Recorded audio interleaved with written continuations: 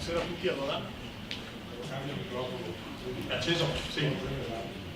Funziona questo, sì.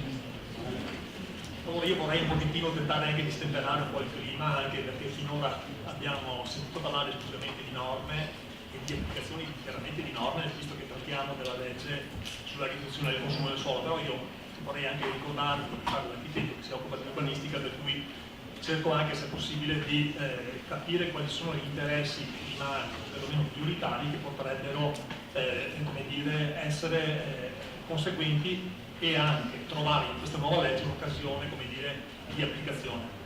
Il tema che io mi sono posto, e sapevo che a quest'ora del convegno la parte normativa avrebbe costituito la parte predominante, era quello proprio di tentare di capire qual è il senso della pianificazione dal punto di vista urbanistico oggi, cercare di capire come potremmo passare da una pianificazione territoriale più o meno a scala vasta, che è l'obiettivo e il paradigma che si era dato alla Regione Veneto con la legge 11 del 2004, soprattutto anche con gli interventi a carattere intercomunale, soprattutto anche con l'aiuto delle province che hanno fatto l'elemento, che hanno costituito un elemento, come dire, una cabina di regia, un collante sul territorio, però andare oltre l'ordinario per arrivare a una pianificazione che abbia un carattere locale, che tenga conto effettivamente dei bisogni di abitazione, dei bisogni della cittadinanza. Quindi forma e sostanza. L'identità territoriale, questo per me è il punto di partenza. Lo diceva già la legge 11, quando nell'argomentare, nel parlare del governo del territorio, a un certo punto nel 2010, a seguito di una modifica che è stata portata, si è occupata anche di paesaggio.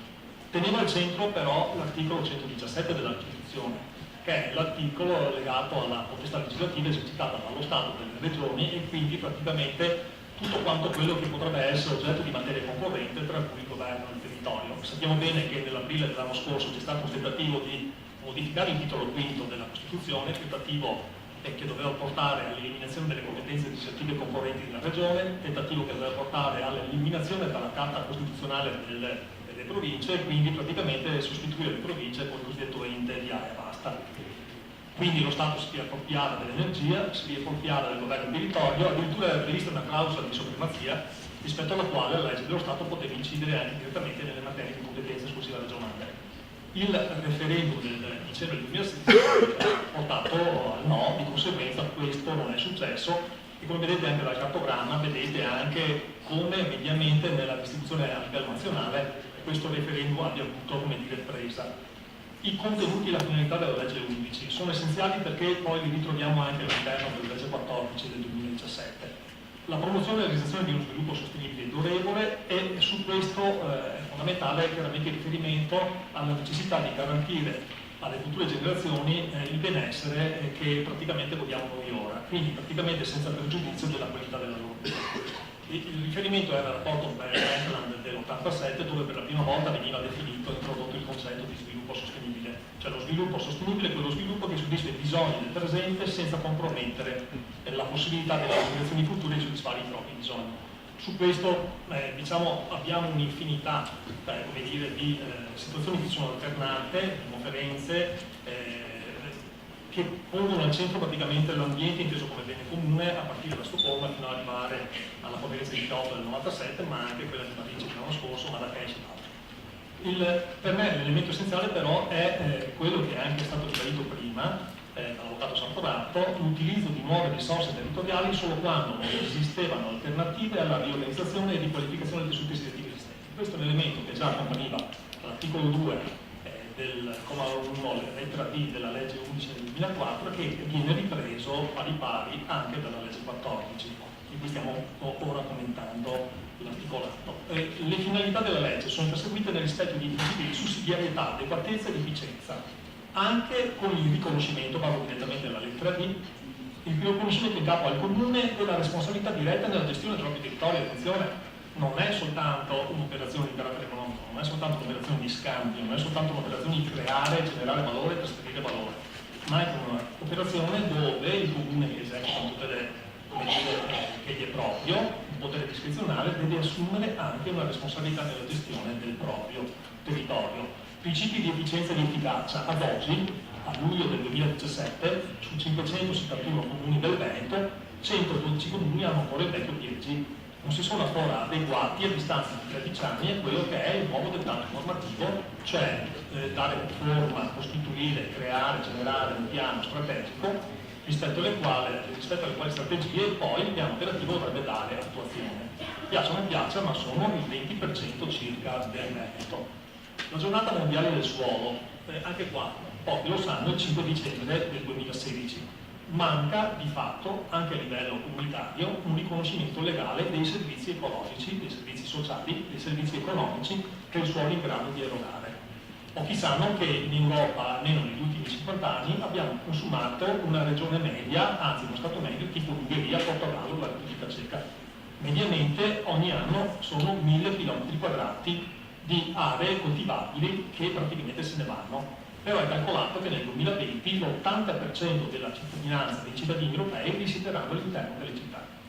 Quindi voi capite che non è cosa da poco. La risoluzione, la petizione People for Soul, l'Europa ha il diritto e il dovere di preservare l'importante delle risorse naturali, è stata fatta propria anche dall'ottava commissione, la Commissione Ambiente, Territorio e Lavori Pubblici, con una risoluzione che si chiama proprio risoluzione salvasuolo. Questo è l'aspetto di carattere generale. Suolo, territorio e paesaggio.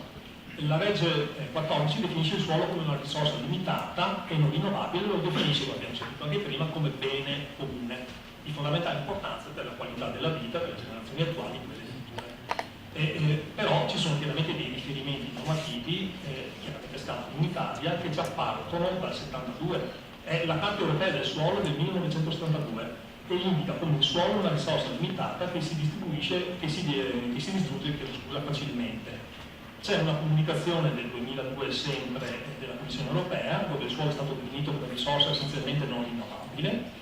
Una Commissione Europea poi del 2006 ha tentato di modificare una precedente direttiva del 2004 sulla responsabilità ambientale in materia di prevenzione e riparo del danno ambientale. Però questa attività è stata poi bloccata nel 2014 in quanto gli Stati membri hanno ritenuto che i costi sostenibili fossero troppo alti.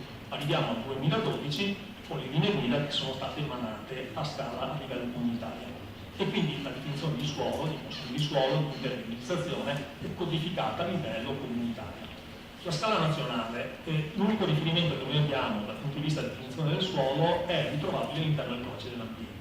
È effettivamente l'articolo 5 delle definizioni dove chiaramente il suolo viene definito per la sua valenza fisica, però non possiamo non dimenticare che questa sezione del termine comprende oltre il suolo anche il territorio, il sottosuolo, gli abitanti e le opere infrastrutturali. Viene detto che questo codice è caratterizzato da un forte centralismo, questo a seguito anche di alcune sentenze che si sono succedute nel tempo dal 90 in poi da parte della Corte Costituzionale. Però la materia del governo del territorio, ai sensi dell'articolo 117 che abbiamo visto prima della Costituzione, è di competenza, come dire, concorrente tra lo Stato e le regioni. Però la complessità del fenomeno, questo rileva la Corte, soprattutto per quanto riguarda la sua valenza multifunzionale, impatta però anche in diverse materie quali l'ambiente, l'ecosistema, la mobilità delle persone, settori che non possono essere, come dire, sottratti dalla competenza esclusiva dello Stato. Allora io ho cercato anche di riproporre una serie di attività parlamentari per vedere qual è lo stato dell'arte ad oggi, a partire dalla XVI legislatura, che sono le elezioni del 2008, fino ad arrivare al 2013. E in realtà tutto quanto gravitava attorno alla modifica, è stato detto anche prima, della legge urbanistica del 42, una legge che praticamente ad oggi manca ancora la sua praticamente norma applicativa ed è caratterizzata da un impianto molto centralizzato e di forte, come dire, evoluzione che non ha tenuto conto sostanzialmente del fenomeno che tante volte si distacca anche dalle situazioni che sono state poi assunte a livello normativo dalle regioni.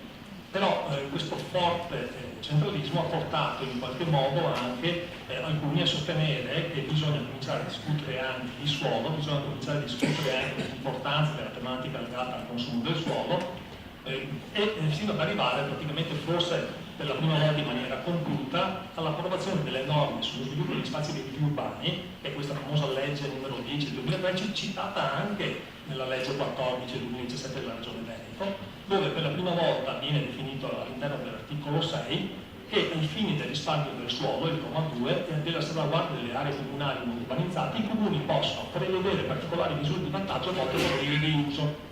E si parla a livello di una norma nazionale, quindi non c'è un'esclusività dal punto di vista della legislazione regionale, in particolare quella veneta, ma il tema del riuso e della riorganizzazione degli insediamenti residenziali e produttivi è già insita all'interno di questo articolato normativo. Tra l'altro articolato interessante perché va a definire anche le cosiddette coperture a verde, cioè i cosiddetti tetti verdi, in quanto è una definizione che poi troviamo all'interno di un intervento del Presidente della Repubblica il 59 del 2009. Altre situazioni interessanti che riguardano questa norma sono la possibilità di utilizzare per il recupero urbanistico e per la manutenzione del patrimonio edilizio comunale almeno il 50% delle entrate derivanti dai contributi o rilasci di permessi di costruire delle sanzioni previste dal testo unico sull'edilizia. Quindi il fondo di cui parlava prima la Regione, di cui parlavamo, di cui si parla all'interno della norma regionale, ma di fatto c'è già una norma dello Stato che dice, in forza della finanziaria del 2008, stabilisce che il 50% dei proventi derivanti dalle opere di urbanizzazione degli uomini possono essere impiegati per finanziare la spesa corrente, l'altro 50% può essere anche utilizzato per funzioni di recupero urbanistico e di manutenzione del patrimonio edilizio esistente. Stabilisce addirittura la norma, e questo è un elemento molto importante, che quei comuni che nelle loro cosiddette zone produttive non rispettano gli standard di cui il decreto ministeriale 1444-68 devono adeguarsi, non è che possono, devono adeguarsi a quegli standard, lo devono fare con una variante specifica entro il 31 dicembre di ogni anno. Sul contenimento del consumo del suolo, l'attività che si è generata a livello nazionale a partire dalla 17ª legislatura, che è quella che praticamente comprende anche l'attuale governo Gentiloni ed è partita con le elezioni politiche del 2013,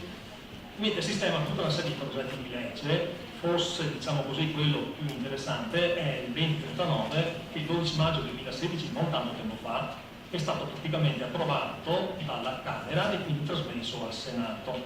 È il famoso progetto di legge che era stato presentato dall'allora Ministro delle Politiche Agricole De Girolamo. Ecco, su questo progetto di legge, proprio in funzione anche della materia cosiddetta dell'articolo 117 della Costituzione, attenzione, perché è il governo che dovrebbe emanare, se dovesse passare questa norma, entro un certo periodo di tempo, dei decreti legislativi che vanno anche praticamente a regolamentare la rigenerazione delle aree urbane degradate. Quindi l'elemento essenziale che dovrebbe diventare anche vincolante è come si porranno le definizioni, perlomeno questi decreti legislativi assunti a livello nazionale, rispetto alle legislazioni regionali che nel frattempo sono state assunte. Su questo progetto di legge poi c'è anche praticamente la destinazione di proventi per quanto riguarda i titoli edilizi proprio per queste operazioni di conversione, così come abbiamo detto prima. Disposizioni per favorire la riqualificazione energetica e rinnovo del patrimonio edilizio esistente. C'è un progetto di legge che è stato presentato il 28 marzo di quest'anno, perché come dire è stato depositato. La Camera dei Deputati poi ha costituito una commissione parlamentare per quanto riguarda la sicurezza. La sicurezza è stata tradotta in norma, è ancora praticamente l'accordo di Saragozza che poi è stato tradotto in un eurocodice, c'è anche una normativa regionale del 2002 che parla proprio di questo. E sulla valorizzazione di piccoli comuni, anche su questo abbiamo una norma che potrebbe essere di carattere di estremo interesse. A scala regionale abbiamo visto che ci sono diverse situazioni che sono succedute. Almeno alcune regioni hanno inteso interpretare la riduzione del consumo del suolo come una politica di sviluppo che mira alla valorizzazione delle aree agricole. Altre regioni, come il Veneto, invece punta praticamente a considerare papabili soltanto gli ambiti di urbanizzazione consolidata. È chiaro che però tutte queste differenze tra le impostazioni normative regionali dovranno essere messe a sistema anche con la normativa nazionale.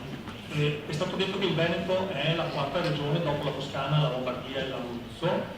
Evidenzio soltanto che la Lombardia ha dato un carattere estremamente formale alla riduzione del consumo del suolo, ossia prende in considerazione soltanto il territorio che risulta essere trasformato sulla base dello strumento urbanistico, quindi non sulla base della naturalità del suolo. Quindi queste situazioni alla fine praticamente incidono non poco su quello che è praticamente il nostro operato. Il suolo è già stato detto che cos'è, quindi non mi dilungherei. La riduzione è uguale a zero entro il 2050, la Commissione nel 2012 europea che ha stabilito addirittura delle linee guida. Le linee guida danno delle definizioni importanti sui siti dismessi, su infrastrutture a verde, sull'incremento dello spazio urbano, quindi su tutto quanto quello che è, come dire, tutto quello che si è già discusso su questa sera. Però a questo punto è importante chiarire che cosa si intende per territorio, anche dal punto di vista di quello che è il nostro lavoro, anche dal punto di vista di quello che è il nostro lavoro di pianificatore. Il territorio, in tutte le sue componenti culturali, ambientali, paesaggistiche e naturali, costituisce il bene comune di carattere unitario e indivisibile che contribuisce allo sviluppo economico della regione. Quindi questo è un punto di partenza essenziale. Qual è il ruolo dei proprietari degli immobili? È stato detto prima in parte anche dall'avvocato Santorati. Il proprietario degli immobili deve essere riconosciuto nel procedimento di pianificazione il diritto di iniziativa e di partecipazione, però le procedure di pianificazione dovrebbero assicurare la partecipazione anche dei privati. In sintesi, la definizione di paesaggio la ritroviamo nel testo unico dei beni culturali. Il paesaggio si intende il territorio espressivo di identità. Quindi qual è l'oggetto della norma regionale sulla riduzione del consumo di suolo? Suolo, territorio, paesaggio. Paesaggio, territorio, bene comune di carattere unitario e indivisibile che conserva, che porta con sé i caratteri identitari. Quindi questo è il punto di partenza. Motivi imperativi di interesse generale. Si è fatto riferimento a prima, che non mi ricordo, forse l'avvocato Dalprà, sulla previsione delle grandi strutture di vendita.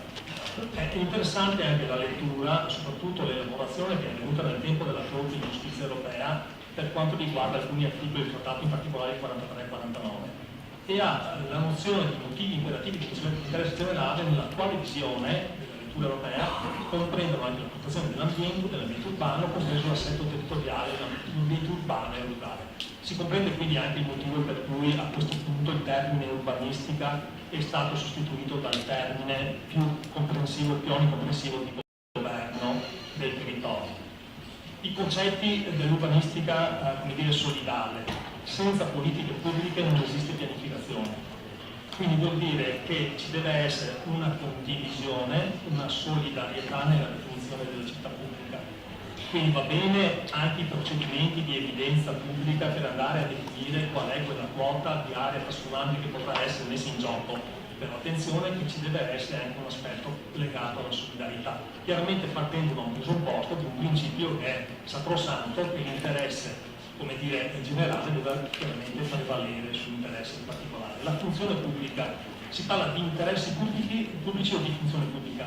Mi sembra di capire anche dall'evoluzione normativa che sta assumendo, come dire, anche il dibattito, che forse il concetto di funzione pubblica possa in qualche modo surrogare e integrare il concetto di interesse pubblico. Il principio di concorrenza, anche qua questo è un aspetto estremamente importante che potrebbe essere utile anche per il nostro dibattito. Forse queste generazioni vivranno il passaggio della città che viene vista come oggetto di mercato alla città che dovrebbe essere considerata e vista bene comune. Quindi in questo senso alcuni fattori, che erano quelli legati alla localizzazione, forse potrebbero diventare o diventeranno, è auspicabile che diventino dei valori, in più dei fattori basati esclusivamente sull'economia, ma basati soprattutto anche su valori che portano con sé beni comuni. Le priorità ambientali, anche su questo si è già detto, chiaramente tra queste priorità quello che è definitivamente importante è forse anche qua consumo di suolo oppure spreco di suolo. Forse non è del tutto quanto sbagliato consumare suolo quando è giusto farlo. Forse è molto più sbagliato sprecare suolo senza avere, come dire, una base etica di riferimento, capire perché lo fa. Allora probabilmente anche qua la governance potrebbe entrare in gioco nei rapporti della sostenibilità come la quarta gamba di quello scapello, no? Che è dato dalla sostenibilità ambientale, sociale ed economica. Forse la governance potrebbe in qualche modo aiutarci, così come le politiche di coesione basate anche sul concetto della sussidiarietà, cioè bisogna tentare di, come dire, andare oltre e di assistere e essere partecipi a quelli che sono le nuove sfide che tengono conto dei nostri nuovi paesaggi, che sono quelli generati dalla nostra contemporaneità. E nella relazione che è stata, come dire, letta dal Presidente Casavarra durante la presentazione della legge, Presidente ha fatto proprio riferimento anche a questi concetti, ha fatto riferimento al concetto che la risorsa suolo rappresenta una risorsa limitata e non rinnovabile, ha richiamato il programma regionale di sviluppo approvato con la legge 5 del 2007 e soprattutto ha indicato questo che vorrei leggervi, che in un quadro complessivo che ha visto la crescita dell'intera regione sono stati soprattutto le popolazioni agricole e lo spazio rurale protagonisti e il teatro di un processo di sviluppo industriale e terziario impetuoso che ha conquistato in pochi anni ogni parte del territorio regionale.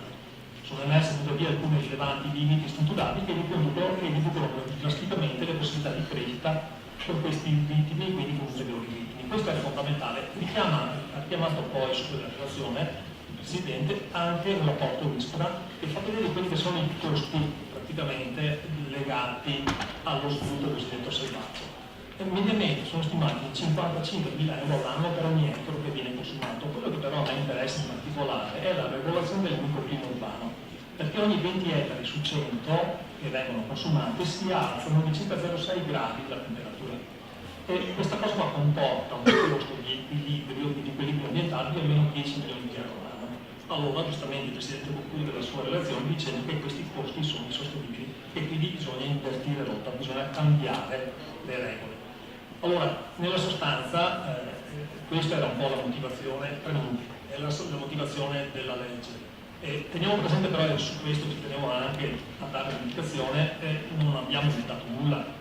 Attenzione che per quanto riguarda il tutto urbano del patrimonio esistente, la legge 457 del 78, i programmi di qualificazione urbanistica sono ancora del 92, sono tutto quello che noi andiamo a regolamentare con l'articolo 5, 6 e 7 è già regolamentato da norma dello Stato.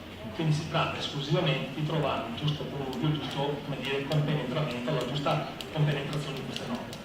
L'altro aspetto, senza poi andarmi a dilungare sul capo secondo, che secondo me è altrettanto importante quanto il capo primo della norma, però l'ho già fatto prima Alessandriana, e quindi sono tutte quante quelle declinazioni che dovremmo operativamente fare ricadere ora sul partner, ora sul PIL. Diciamo che il paradigma forse più importante in assoluto è il cambio di tendenza tra il calcolo della superficie agricola trasformabile e l'areale naturale e semi-naturale. Parlando con i miei amici agronomi, che non sono pochi, sono molti, difficilmente ora in questo istante, senza un protocollo specifico di misura e sottraendosi dalle direttive comunitarie, sarebbero in grado di calcolare l'areale naturale del territorio comunale.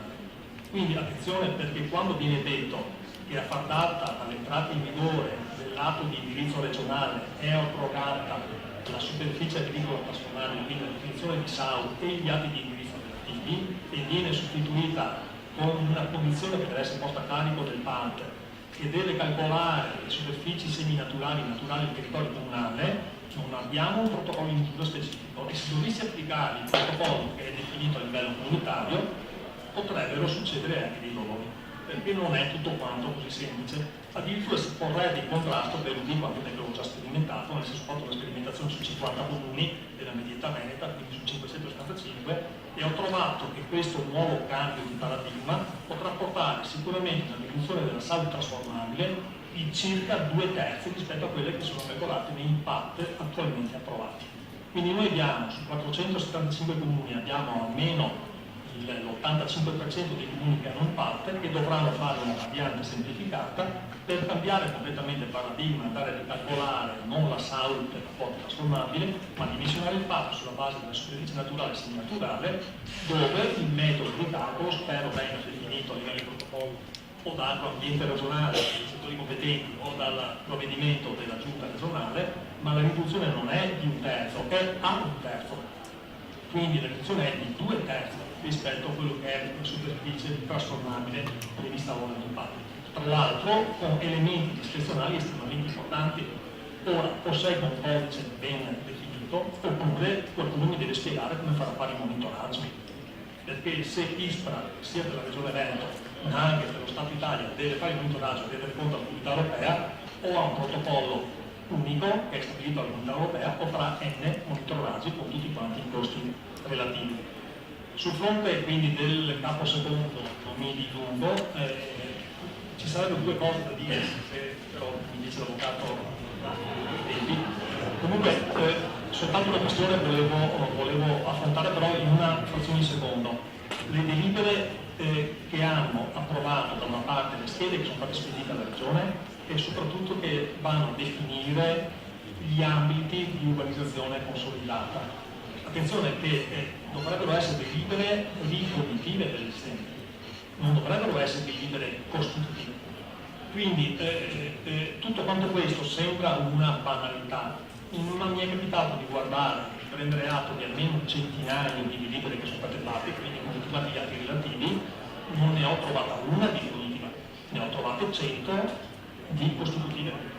Quindi sotto questo punto di vista non ho capito chi deve fare il controllo di che cosa e non ho capito qual è il potere che potrebbe avere la Regione nei confronti del Comune nel momento in cui attraverso la delibera di fatto ha fatto una variante implicita, anzi una variante non autorizzata al piano di stato tectonico.